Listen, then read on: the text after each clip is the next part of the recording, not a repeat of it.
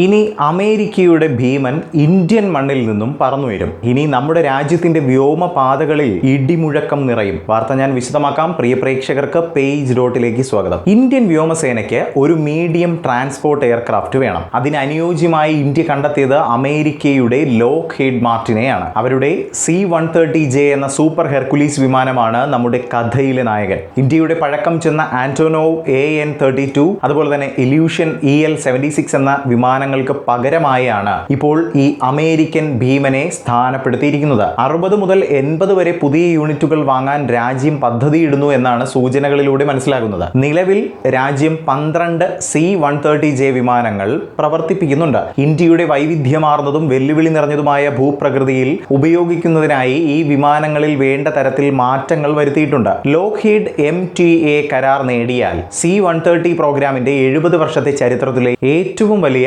കയറ്റുമതി വിൽപ്പനയായിരിക്കും ഇത്. ഹെർക്കുലീസ് വിമാനങ്ങൾ വിദേശത്ത് നിർമ്മിക്കുന്നത് ഇതാദ്യമായിരിക്കും എന്നതും ശ്രദ്ധേയമാണ്, അതും നമ്മുടെ ഇന്ത്യയിൽ. അതുമാത്രമല്ല, ഈ വാർത്തയിലെ ഹൈലൈറ്റ് ആണ് ഇനി പറയാൻ പോകുന്നത്. തുടക്കത്തിൽ US-ലെ ജോർജിയയിലുള്ള ലോക്ഹീഡിന്റെ മാരിയേറ്റ സൗകര്യത്തിലായിരിക്കും പ്രാരംഭ അസംബ്ലി നടക്കുക.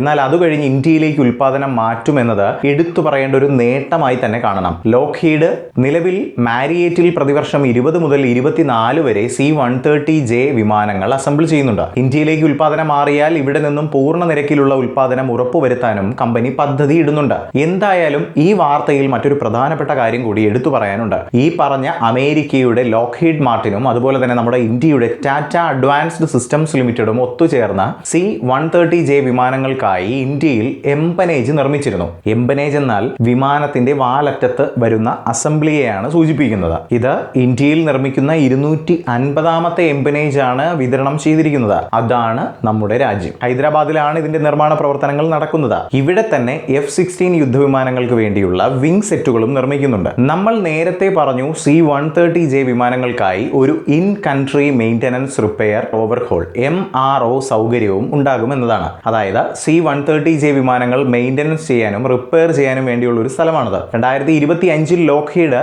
2 കയറ്റുമതി കരാറുകൾ നേടി. മെക്സിക്കോ സെപ്റ്റംബറിൽ ഒരു C-130J ഓർഡർ ചെയ്തു. നിലവിലുള്ള C-130K L-100 മോഡലുകൾ അടക്കം 4-6 ഏറ്റെടുക്കലുകളാണ് പ്രതീക്ഷിക്കുന്നത്.